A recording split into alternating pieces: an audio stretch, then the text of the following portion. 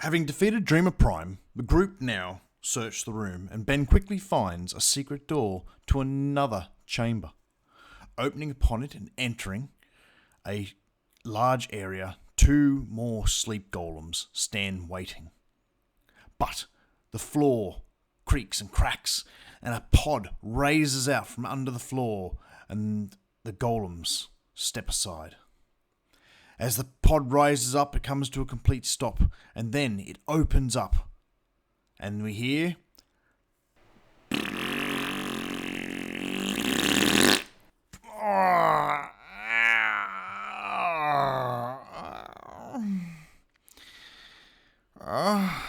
a very ugly-looking woman sits up out of the pod.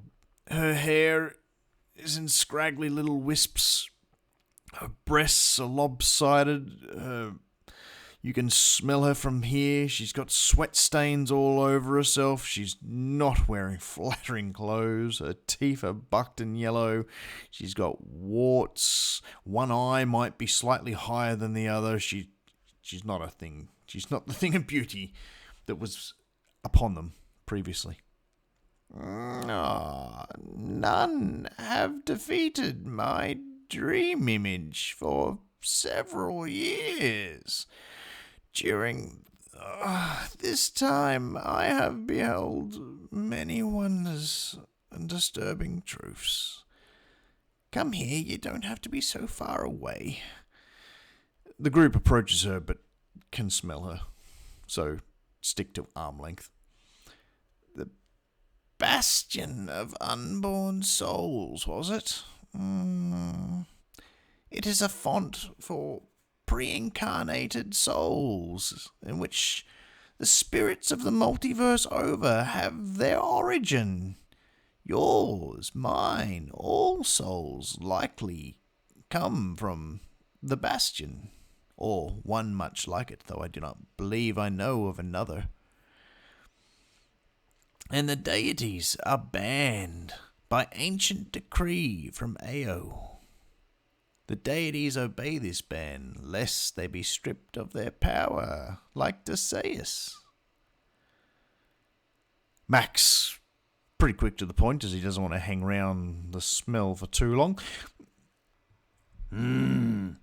Tell us about a Shardalon. Sorry. Still waking up. Oh, yes. A Shardalon. He is an entity of such power, and few dragons ever achieve such maturity. Bending all its power, it has hoarded a collection, centuries old, of research for goals of preserving his life without having to succumb to lichdom. A Shardalon currently has a diet of pre-incarnate souls. By feeding on these souls, he hopes to extend his life, but every soul that he eats is another child born empty. How do we get to this bastion? 3 ways exist. A Shardalon has used one of them. One of the 3 pieces of Deseus' soul totem will get you there. The totem was, of course, sundered when Deseus was cast down by a fearful group of deities who worried that the ban would indiscriminately be enforced upon all of them, much like the time of troubles. I've not heard of Deseus, asked Jess. What is he? Deseus was a deity who wanted to hold the unborn as part of his portfolio. The soul totem is his symbol, and some of his divinity lies in it. It was shattered to 3 pieces when the gods enforced their ban on him. A Shardalon has found one of these pieces and entered the Bastion. Deseus still has one of the shard pieces on him, where he lies in his prison in Agathion, the 4th layer of Pandemonium. I've not found a third shard yet, but only his gatekeeper can grant you access to his prison. And, who is this gatekeeper, and, where will we find them? Asked Gazza. She is Echo, a celestial being of gold skin, topaz eyes, white wings, and a heart harder than iron. Seek her if you wish to find Deseus. She is stationed in Phlegethon, the third layer of Pandemonium. And, what can you tell me about my ancestor Did, who slayed a Charlon for the first time? Asked Hot Daniel. Oh, that information you'll find from Symphelion at the Church of Elements. Can answer that.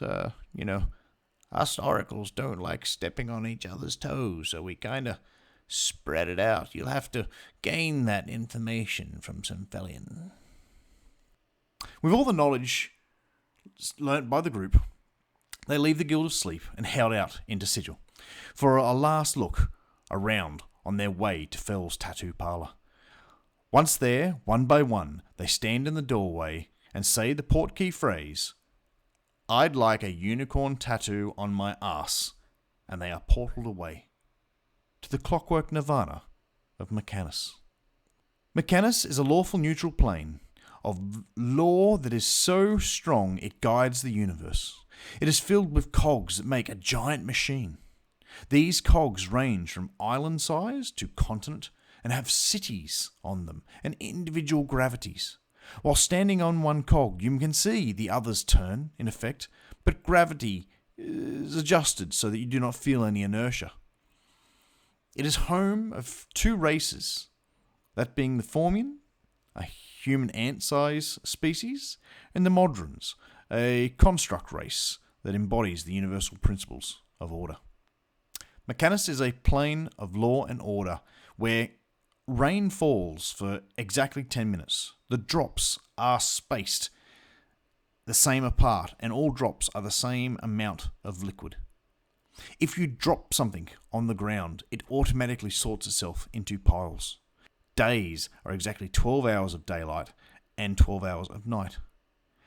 And for damage, you don't roll on attacks in this, you just take the average. So a D8 will always do 4 damage. I know the players are going to cause problems here. They ask for directions from a Modron to the closest lot of shops, and they jump the odd cog and race around and get themselves over to an area for shopping. They find some magic gear, has all been laid out, and there is no security for any of the items, except for a few signs that read, "No stealing.